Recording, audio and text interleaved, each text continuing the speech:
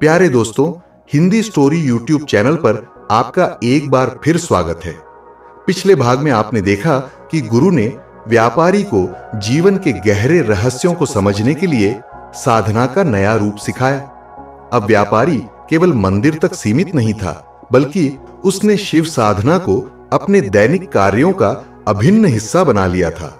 उसकी साधना धीरे धीरे उसे आत्मिक शांति और आध्यात्मिक ज्ञान की ओर ले जा रही थी। आइए जानते हैं आगे की कहानी। एक दिन व्यापारी अपने व्यापारिक कार्यों से थककर नदी किनारे बैठा हुआ था। हल्की ठंडी हवा बह रही थी। सूर्यास्त का समय था। उसका मन पूरी तरह शांत था। तभी उसे भीतर से एक गहरी अनुभूति हुई। ऐसा लगा मानो प्रकृति का हर कण भगवान शिव का प्रतीक बन गया हो। पेड़ की हर पत्ती, नदी की हर लहर और आकाश का हर बादल शिव का नाम जप रहा था। उसकी आंखों से अश्रुधारा बहने लगी। उसने आंखें मूंद ली और ओम नमः शिवाय का जाप करने लगा। तभी एक दिव्य प्रकाश प्रकट हुआ। उस प्रकाश के बीच भगवान शिव की छवि प्रकट हुई।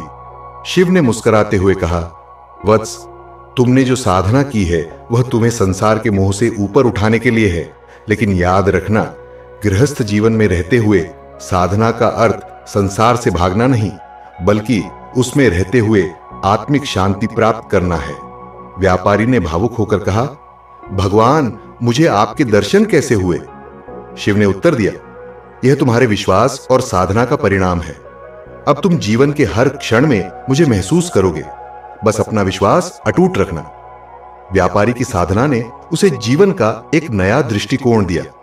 अब वह व्यापार को केवल लाभानी के रूप में नहीं देखता था, बल्कि उसे समाज सेवा का माध्यम मानने लगा था। वह जरूरतमंदों की मदद करने में भी रुचि लेने लगा। एक दिन जब एक गरीब किसान उसके पास कर्ज के लिए आया, तो व्यापारी ने बिना कोई शर्त उसके कर्ज को माफ कर दिया। जब किसान ने आभार व्यक्त किया, तो व्यापारी ने कहा, यह मेरी नहीं, भगवान शिव की कृपा है। उन्होंने मुझे सिखाया है कि धन का सही उपयोग दूसरों की भलाई में है। कुछ समय बाद गुरु ने व्यापारी को बुलाया और कहा, वत्स, अब मेरी भूमिका समाप्त हो चुकी है। तुमने शिव साधना के वास्तविक अर्थ को समझ लिया है। अब तुम स्वयं दूसरों के लिए प्रेरणा बनोगे। लेकिन याद रखना, साधना कभी समाप्त नहीं होती। इसे जीवन भर जारी रखना होता है। गुरु ने व्यापारी को आशीर्वाद दिया और अदृश्य हो गए। व्यापारी की आंखें नम थीं, लेकिन उसका हृदय आत्मविश्वास और श्रद्धा से भर चुका था। अब व्यापारी केवल अपने व्यापार तक सीमित नहीं था। उसने निर्धनों की सहायता करने और समाज में सकारात्मक बदलाव लाने का संकल्प लिया। उसने अपने व्यापार का एक बड़ा हिस्सा जन कल्याण के लिए समर्पित कर दिया। उसके इस कार्य की चर्चा पूरे नगर में होने लगी। लोग उसे सम्मान की दृष्टि से देखने लगे। एक दिन नगर के वृद्ध ब्राह्मण ने उससे कहा, वत्स, तुमने जो कार्य शुरू किया है वह समाज के लिए बहुत प्रेरणादायक है। लेकिन याद रखना, सेवा कार्य में कई बाधाएं भी आएंगी। तुम्हें धैर्य नहीं छोड़ना चाहिए। व्यापारी ने विनम्रता से उत्तर दिया, यह सब भगवान शिव की कृपा से संभव हो पाया है। मैं तो केवल उनका माध्यम हूं। व्यापारी की सफलता और समाज सेवा से कुछ लोग ईर्ष्या करने लगे। एक दिन नगर के कुछ धूर्त व्यापारियों ने उसके खिलाफ षड्यंत्र रचने का निर्णय लिया। उन्होंने झूठी अफवाह फैला दी कि व्यापारी धार्मिक आड़ में लोगों को ठग रहा है। इस अफवाह से नगर में हलचल मच गई। लोग उसके खिलाफ हो गए। नगर के अधिकारियों ने व्यापारी को बुलाकर स्पष्टीकरण देने के लिए कहा। व्यापारी को यह समझ में नहीं आ रहा था कि वह इस झूठे आरोप का सामना कैसे करे। वह सीधा शिव मंदिर गया और भगवान शिव के चरणों में गिर पड़ा। उसकी आंखों से आंसू बहने लगे। उसने कहा, हे महादेव, मैंने तो आपका आदेश मानकर यह कार्य किया था।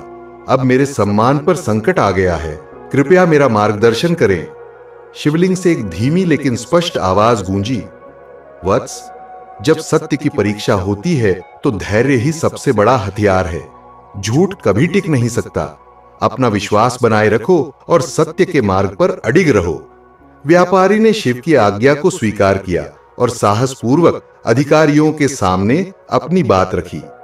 उसने अपने सभी कार्यों का स्पष्ट विवरण दिया और भगवान शिव के नाम पर किए गए समाज सेवा के कार्यों के प्रमाण प्रस्तुत किए। अधिकारियों ने व्यापारी के सभी कार्यों की जांच की और पाया कि वह निर्दोष है। उन्होंने न केवल उसे निर्दोष घोषित किया, बल्कि उसकी ईमानदारी की सराहना भी की। नगर के लोग जो पहले उसे गलत समझ रहे थे, अब उसके प्रति आदर भाव से भर गए। एक दिन व्यापारी शिव मंदिर में साधना कर रहा था। उसकी आंखें बंद थीं और मन पूर्णतः शिव के ध्यान में मग्न था। तभी उसे एक दिव्य प्रकाश दिखाई दिया। उस प्रकाश में भगवान शिव के साथ एक साध्वी का स्वरूप प्रकट हुआ। वह देवी महाकाली थी। उनकी तेजस्विता देखकर व्यापारी का हृदय श्रद्धा से भर गया। महाकाली ने गंभीर स्वर में कहा, वत्स, तुमने शिव साधना के माध्यम से अपनी आत्मा का शुद्धिकरण किया है, लेकिन साधना केवल आत्मिक शांति तक सीमित नहीं है। अब तुम्हारा दायित्व है कि तुम समाज के अज्ञान का अंधकार दूर करो। व्यापारी ने हाथ जोड़कर कहा, हे माता, मुझे मार्ग दिखाइए, मैं आपके आदेश का पालन करूंगा। महाकाली ने कहा, तुम्हें शिव ज्ञान को लोगों तक पहुंचाना होगा। जो लोग अंधविश्वास, भय और कट्टरता में फंसे हैं, उन्हें सत्य का मार्ग दिखाना होगा। व्यापारी ने महाकाली के आदेश को अपने जीवन का ध्येय बना लिया। अब वह केवल व्यापार नहीं करता था, बल्कि नगर नगर जाकर लोगों को शिव साधना और धर्म के सच्चे अर्थ के बारे में जागरूक करने लगा। एक दिन वह एक छोटे से गांव में पहुंचा, जहां लोग अंधविश्वास और तंत्र मंत्र के जाल में फंसे हुए थे। वहां के लोग बीमारियों और कष्टों का समाधान तांत्रिक अनुष्ठानों में खोज रहे थे।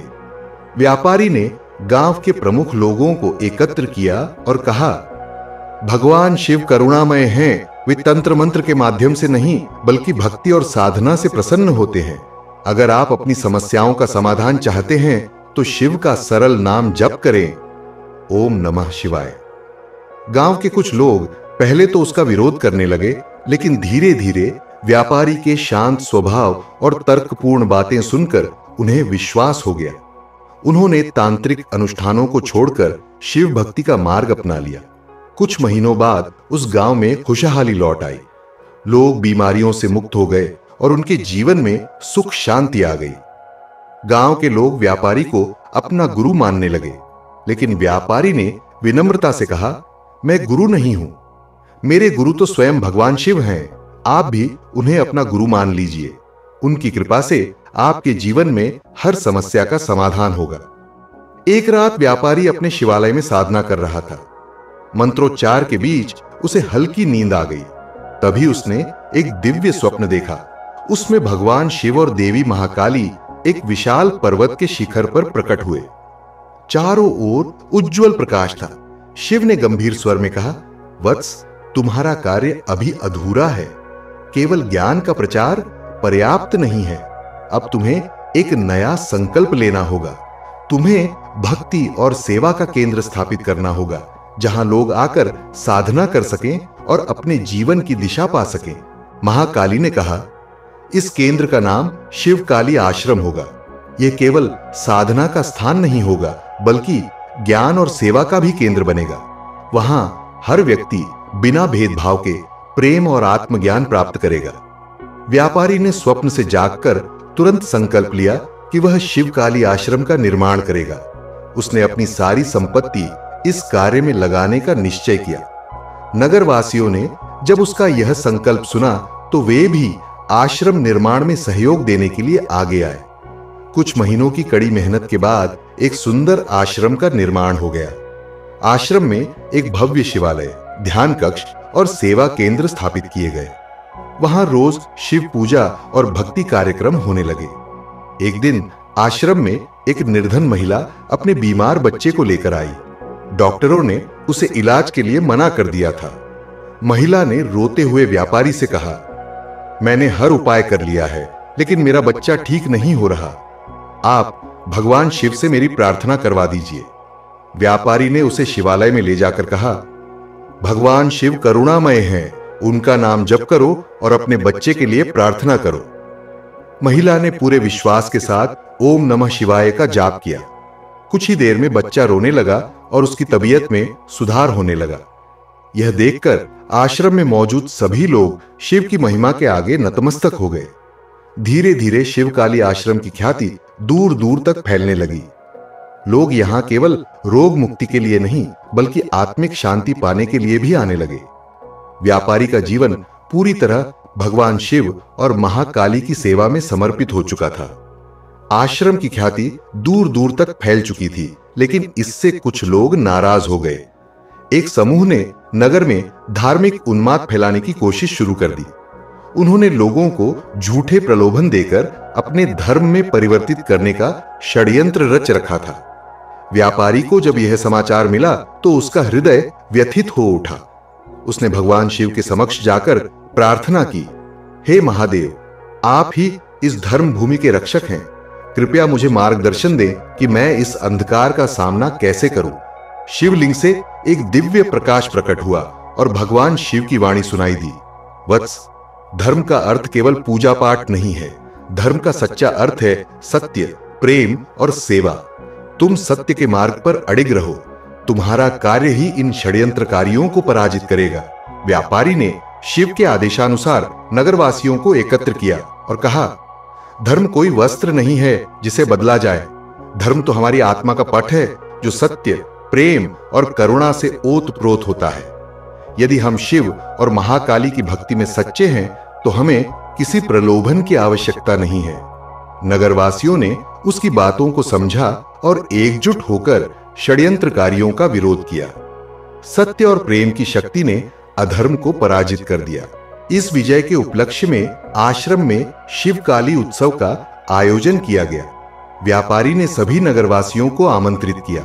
उत्सव में शिव भक्ति के सुंदर गीत गाए गए, महाकाली की आरती की गई और भक्तों ने मिलकर भंडारे का आयोजन किया।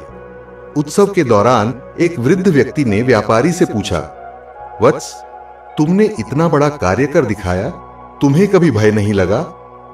व्यापारी ने मुस्कुराते हुए कहा, जब शिव और महाकाली का आशीर्वाद हमारे साथ हो तो कोई भय नहीं रहता। उनका नाम ही हमारा संबल है।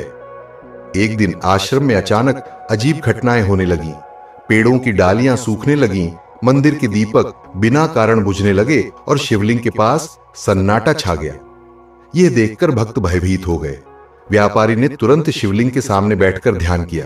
उसने मन ही मन महाकाली का आह्वान किया, हे मां महाकाली, यदि कोई अशुभ शक्ति इस आश्रम को प्रभावित कर रही है तो कृपया उसका नाश करें। कुछ ही पलों में मंदिर में एक दिव्य प्रकाश प्रकट हुआ और महाकाली का स्वर गूंज उठा, वत्स, यह समय साधारण नहीं है। यह काल अज्ञान और अधर्म का है, लेकिन याद रखो, अंधकार को केवल प्रकाश ही मिटा सकता है। तुम भक्तों को भक्ति के साथ साथ साहस का भी पाठ पढ़ाओ। महाकाली के आदेश के बाद व्यापारी ने भक्तों को संबोधित किया, मित्रों, केवल भक्ति ही पर्याप्त नहीं है। शिव और महाकाली की सच्ची साधना तभी पूर्ण होती है जब हम अन्याय और अधर्म के खिलाफ खड़े होने का साहस रखें। इस विचार ने भक्तों के भीतर नई ऊर्जा भर दी। उन्होंने न केवल शिव नाम का जाप किया, बल्कि समाज में व्याप्त कुरीतियों के खिलाफ अभियान भी शुरू कर दिया। उन्होंने शिक्षा, स्वच्छता और आध्यात्मिक जागरूकता के लिए कार्य करना आरंभ किया।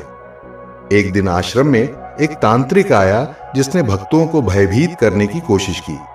उसने कहा, तुम्हारा यह आश्रम जल्द ही नष्ट हो जाएगा। मेरे पास ऐसी तंत्र विद्या है जो इसे मिटा देगी। व्यापारी ने शांत भाव से कहा, यह शिव और महाकाली का आश्रम है। यहां केवल सत्य और भक्ति का वास है। कोई भी तांत्रिक शक्ति यहां टिक नहीं सकती। व्यापारी ने भक्तों के साथ मिलकर एयूएम नमः शिवाय का जाप शुरू किया। तांत्रिक ने अपने तंत्र मंत्र से आश्रम को हिलाने की कोशिश की, लेकिन तभी मंदिर में एक अद्भुत घटना घटी। शिवलिंग से प्रकाश की तेज किरण निकली और तांत्रिक के सारे मंत्र विफल हो गए। वह भयभीत होकर वहां से भाग गया।